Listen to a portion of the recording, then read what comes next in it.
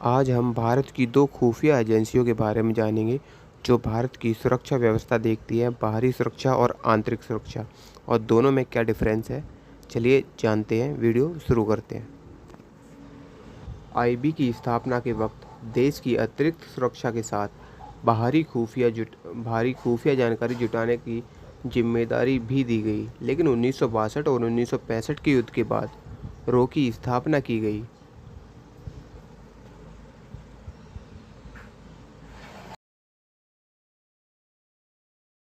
दुनिया भर के देश दुश्मन को दूर रखने के लिए अपने बजट का एक अच्छा खासा हिस्सा देश की सुरक्षा पर निवेश करते हैं। इस राशि से या तो हथियार खरीदे जाते हैं या फिर ऐसे संगठन बनाए जाते हैं जो देश की सुरक्षा में योगदान दें।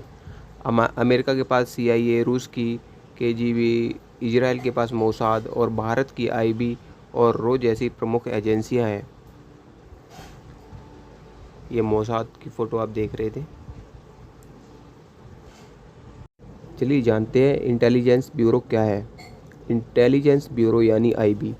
आईबी के ऊपर देश में आंतरिक सुरक्षा की जिम्मेदारी है। यह एजेंसी गृह मंत्रालय के तहत काम करती है। आईबी का गठन 1887 में केंद्रीय विशेष शाखा के तौर पर किया गया था। 1920 में इसे इंटेलिजेंस ब्यूरो नाम दिया गया। इसका प्रमुख काम राष्ट्रीय सुरक्षा गतिविधियों पर नज़र रखना है।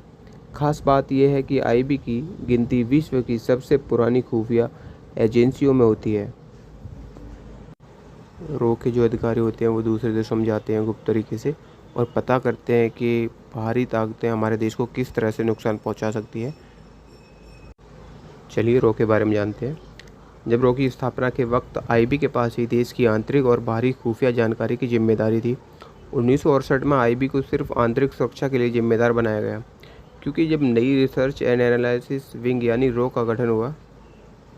दरअसल 1962 और 1965 के युद्ध के दौरान आईबी उस तरह की खुफिया जानकारी नहीं जुटा पाई थी जिसकी भारत को ज़रूरत थी। इसलिए रो की स्थापना की गई और रो सीधे तौर पर खुफिया जानकारी जुटाकर भारतीय सेना को रिपोर्ट करती है।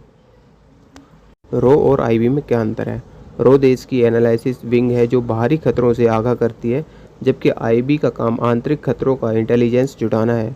आईबी आतंकवाद विरोधी, काउंटर इंटेलिजेंस, सीमावर्ती क्षेत्रों की खुफिया जानकारी जुटाती है, जबकि रो पड़ोसी देशों की गुप्त गतिविधियों के बारे में जानकारी एकत्रित करती है। आईबी जहां गृह मंत्रालय को रिपोर्ट करती है, वहीं रो सीधे तौर पर प्रधानमंत्री कार्यालय के अंदर रखी गई है।